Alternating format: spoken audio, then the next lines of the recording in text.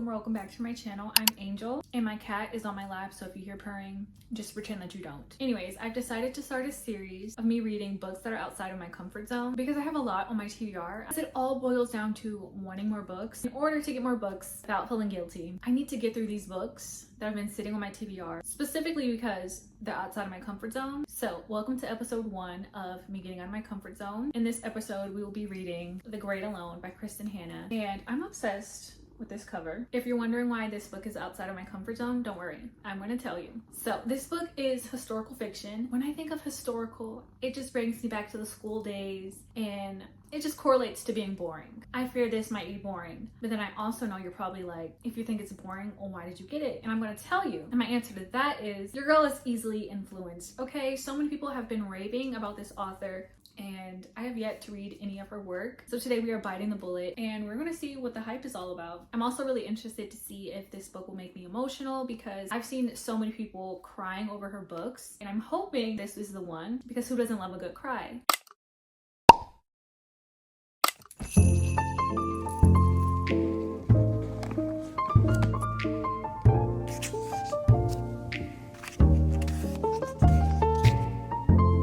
Obviously, first things first, we need a bevy while we're reading our book. They just go hand in hand in my mind.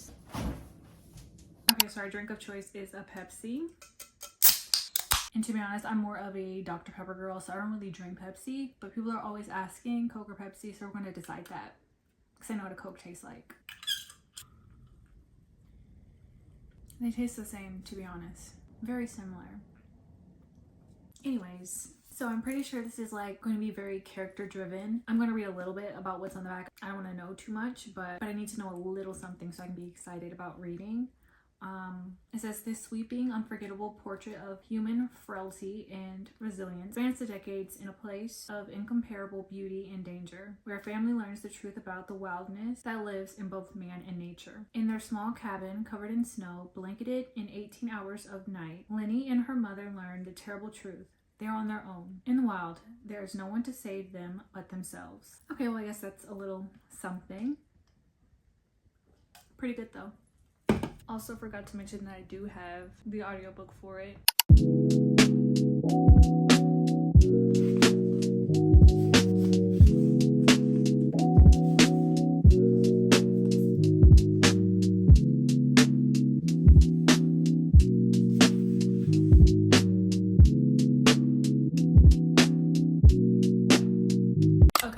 Stuff on my bed, ignore it. But I have made it to chapter 3, actually chapter 4. We have Ernst, the dad, Cora, the mom, and Lenny, the 13-year-old. So Ernst, he came home from the Vietnam War and he's completely different. He has a bit of PTSD, and one of his friends that was in the war with him, he passed away and he left them this cabin in Alaska.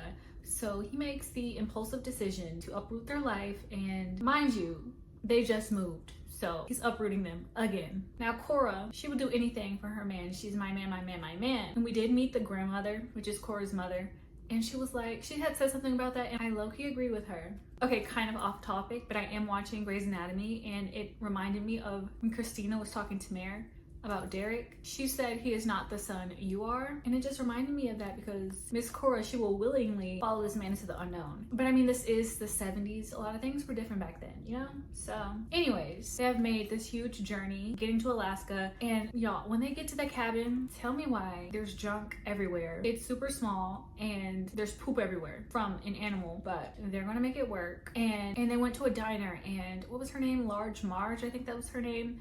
She was just telling them, you moving out here, you can't just depend on your husband. You're gonna have to take care of yourself and your child because Alaska is completely different and it can be dangerous. She said some people have went missing. You know, just be careful. And she also mentioned that the people out there, they're family. So it's a tight-knit group. And yeah, that's where I am so far. So far, I can say that the writing, very easy to get into. So far, so good. So I will update you guys later when I have more updates. Having dinner, I'm having the Cobb salad from Zaxby's and watching Grey's Anatomy. Philip loved it. His favorite holiday.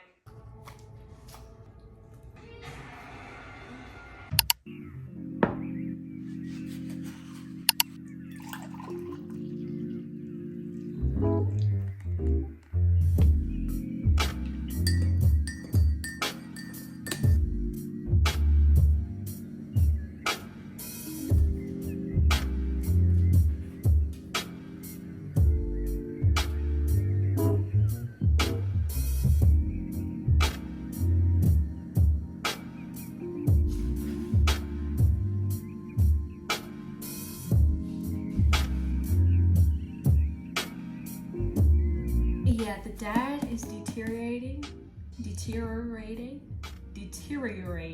Either way, they're screwed because what the heck.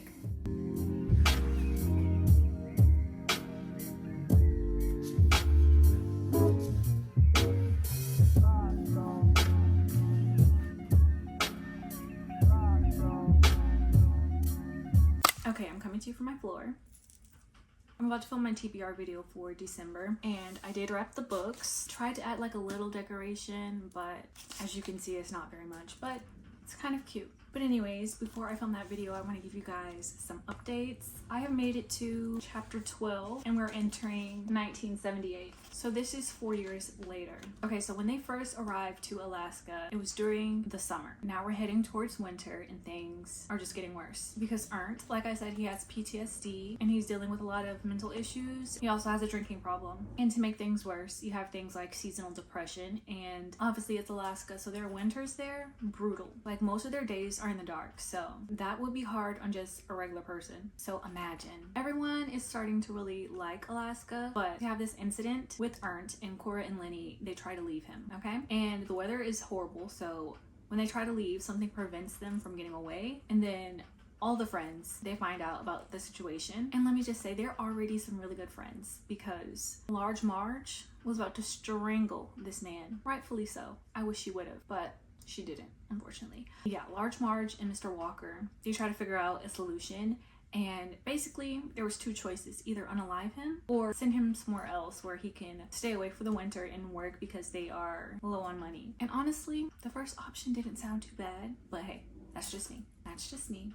But yeah, so he goes away, and now we are seeing things from 4 years later. So yeah, that's where I'm at, and I can say I'm really enjoying this. I'm not bored, which love that for me, because I thought it was gonna be boring. Historical fiction, you know, it just sounds boring, but I'm not bored. But I think it's her writing, like it doesn't even feel much like historical fictions. So yeah, I'm gonna film my TBR video and then update you guys later when I have updates, and also read some more later. The aftermath.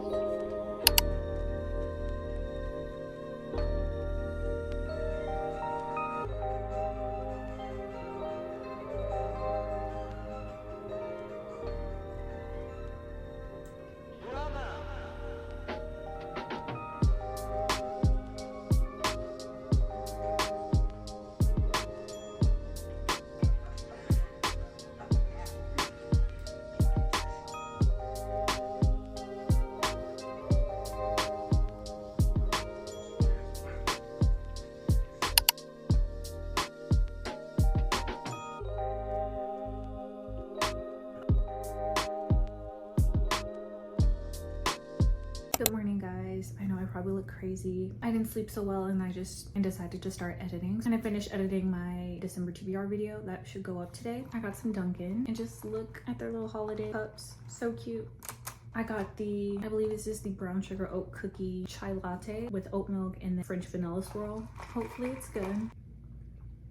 Okay, it's pretty good. I just think Dunkin' has a habit of being too sweet.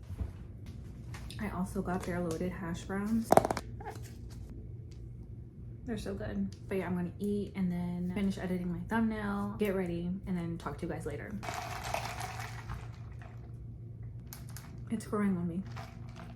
Okay, so it's a bit later. I did paint my nails. Don't look too closely because not my best work. But anyways, let's talk about The Great Alone. I am on page 323, chapter 19, just a little over halfway. And dare I say, I'm loving this. I didn't even know that I was loving it until I got a bit teary-eyed. Didn't cry yet, but I did get emotional, so that counts for something. And the fact that it wasn't even over anything sad, you know what? I think I might just be a happy crier. Like if someone goes through a lot and then they make it out of that and on the good end, I get emotional, okay? I cry at Pixar movies. You know, that's my type of crying vibe. It was over the fact that she got into college. and that sounds crazy, but she's been through a lot, but it's a really big deal for her. And then the fact that her and her mom have this community, and they've created this community out of the people in Alaska, it just warms my heart, because they need that type of community in their life. And Lenny's college essay that she sent to the school, I loved it. She's a book girly, okay? I love reading about characters that are book girlies, because I get it, you get it, we get it. Yeah, so I'm gonna put the essay somewhere on the screen because it's really good. And then Lenny, she also has like a little romance going on. Again, hey,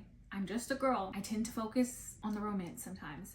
But hey, it pulls me in. What can I say? And she had said something about yearning, and I'm gonna read to you a part that I really like. She hadn't known until now how love could erupt into existence like the Big Bang Theory and change everything in you and everything in the world. She believed in Matthew suddenly, in the possibility of him, of them. The way she believed in gravity, or that the earth was round. It was crazy. When he kissed her, she glimpsed a whole new world as a new Lenny. She drew back. The depth of this new feeling was terrifying. Real love grew slowly, didn't it? It couldn't be this fast. Like a crashing together of planets. Yearning. She knew what it felt like now. Yearning. An old word from Jane Eyre's world, and as new to Lenny as this second. All I can say. Bring back yearning. I love it. They have been writing each other letters for years, and I love technology. Wonderful. But I will never forgive this world for losing the art of letters. I just feel like we need to bring back letters, because I love how you can really take your time with it. Like sometimes when I have too many people to text, it's overwhelming.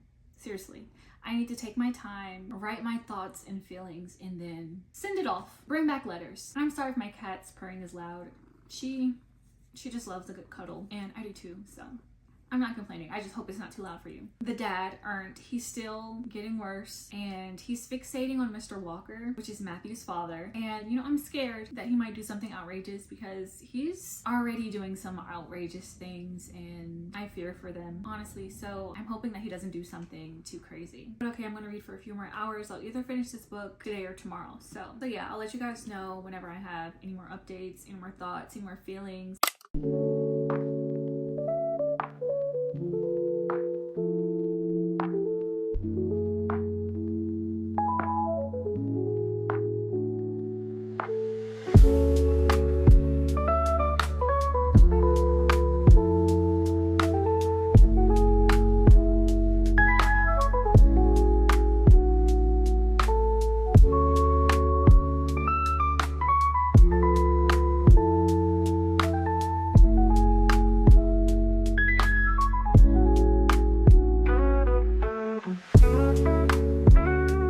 Because why is this more thrilling than most of the thrillers that I read this year? Like, the dad is crazy.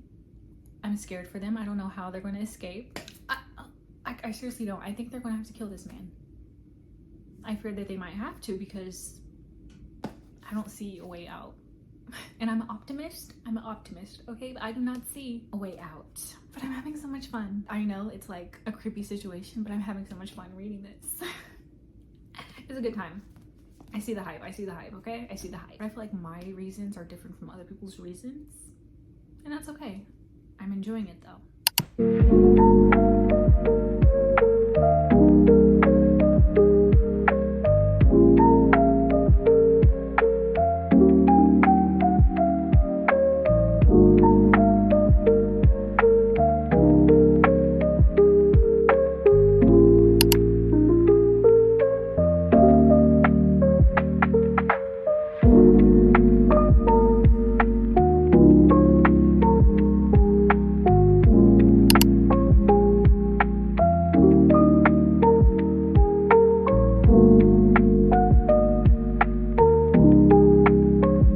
It's been like a day since I filmed, but I did end up finishing The Great Alone by Kristen Hanna, and I think I'm just going to do a wrap up at the end of this video. So if you want to know my thoughts, it'll be at the end. And I did decide to add another book to this vlog, because I just felt like one book wasn't enough. Like, let's make it fun at least. So the next book in this episode of reading books that are outside of my comfort zone, we will be starting Ninth House by Leigh Bardugo. This book is out of my comfort zone because I just find it very intimidating. So many people say that this is hard to understand, and I just feel like if I wanted to feel dumb, I'd go sit in a math class and execute that plan perfectly.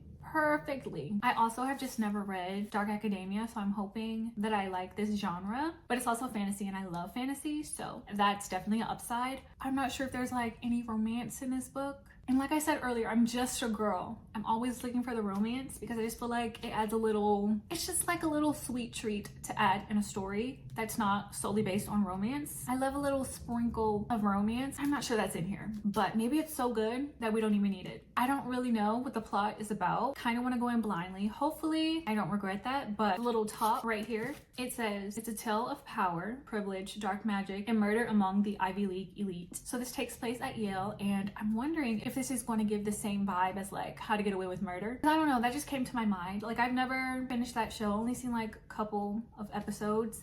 Maybe I need to watch it, and I know there's going to be like secret societies, and that just sounds interesting. Like I really hope it's good. People really seem to love it, but not everybody gets it, and I'm just hoping that I'm one of the ones that gets it. Like if you get it, you get it, and I want to be with the ones that get it, you know? And I am annotating this book, and yeah, we're just gonna see how this goes. Hopefully it goes well.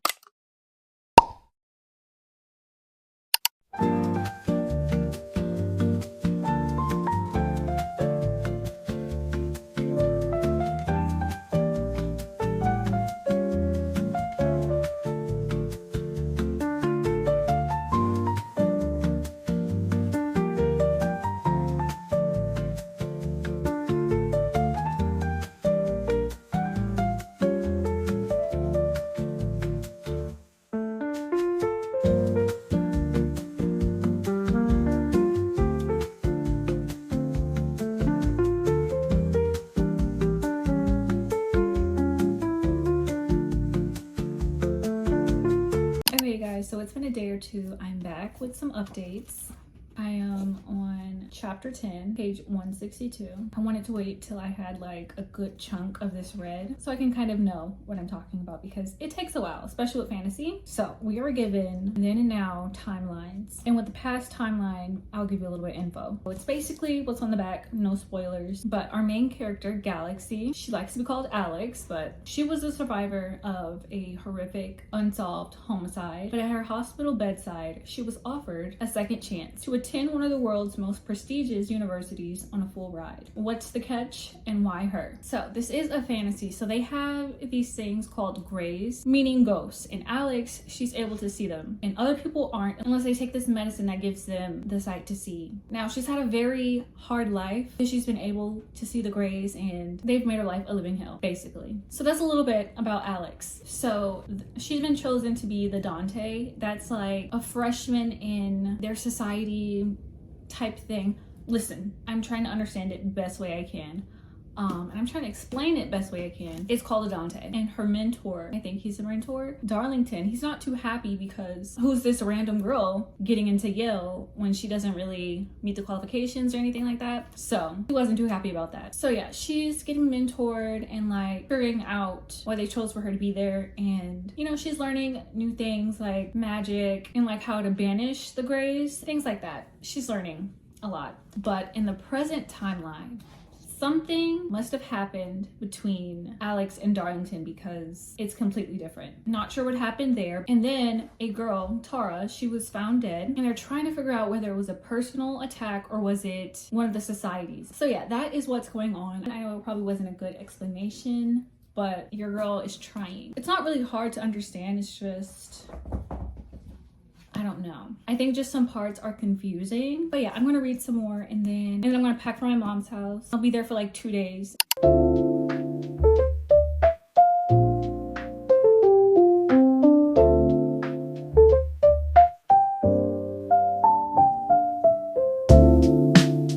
Like it's getting good, okay, but I'm not vibing with the dean. I don't like him. She's trying to tell him about Tara, her theories, and he's not believing her. And then he went on to basically victim blame Alex about her attacking, like basically it was her fault. And I'm glad Miss Pamela clocked him and said, let me find it. That sounds a lot like she was asking for it, Dean Sando. And then Pamela, she said a whole lot of stuff, but then ended it with, it's the semantic equivalent to saying her skirt was too short. Period, Pam. And they shut that down, okay? So yeah, he's not helping, not one bit. So Alex is going to take into her own hands. She's going to do some investigating.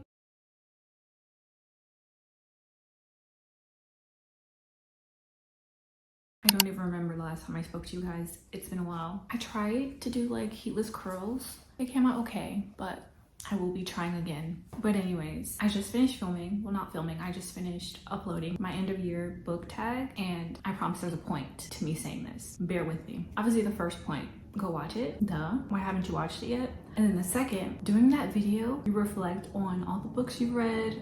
And I got to reflect on all of my favorites. All the books that I've loved. And this book comes nowhere close to that. So that just about sums up how this is going. Well, not really. It's not bad. I'm enjoying like all the fantasy aspects that we're getting to this world. Well, it's like a modern fantasy because it takes place at Yale and that's real. So, but at the same time, I don't care because I do not feel connected to these characters at all. Yeah, I've been reading this book for like a week and I'm ready to be done. So yeah, again, loving all of the fantasy magical elements to this world. It's just no connection to these characters whatsoever. Let's complete this.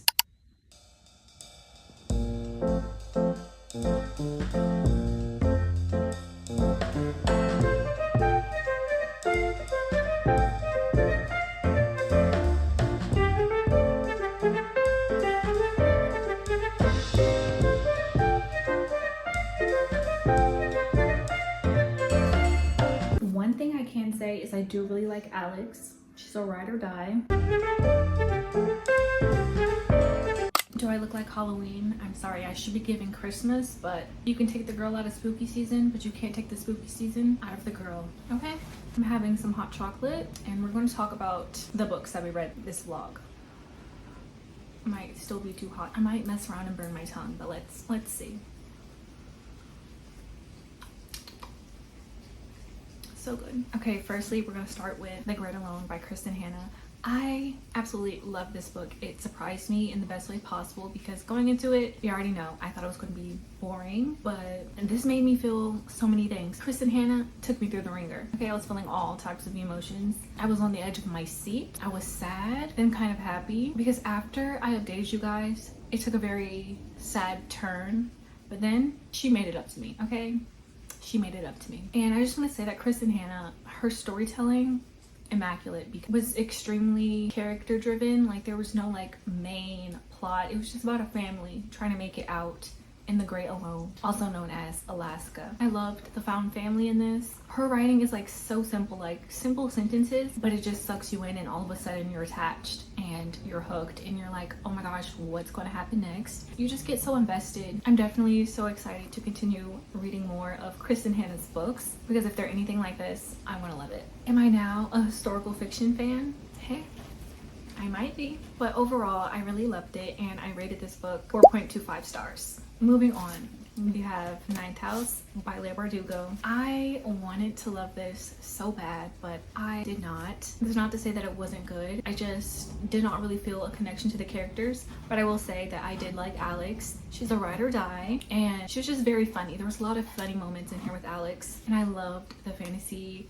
aspects of this and like the dark academia vibes. I loved it. And I would also say definitely check the trigger warnings because there was a scene in here that I was just like, jaw on the floor. And I don't know if it was like for shock factors or I don't know. I mean, it definitely explained, it definitely made you understand why Alex was the way she was and how, and like the decisions she made after that moment.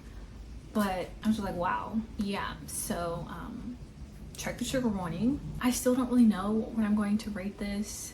I will put it somewhere on the screen. I don't think this will be my last time reading dark academia. I feel like I could really like it, but I don't know. I guess I have to give it another shot. But yeah, this probably just wasn't for me, and that's okay. But okay, I think I'm gonna end this vlog off here. It's been going on for like 2 weeks now. So yeah, let's wrap it up. If you have made it up to this point in the video, you are a real one, but also comment down below this emoji, just because I like to see you watch my videos all the way through. And it's kind of like an inside joke that only the besties know. So leave that down below so I know if we're besties or not. I feel like this whole video, you guys have just watched my cat be obsessed with me. What can I say? The cat whisperer. But okay, let me go. Okay. Cheers.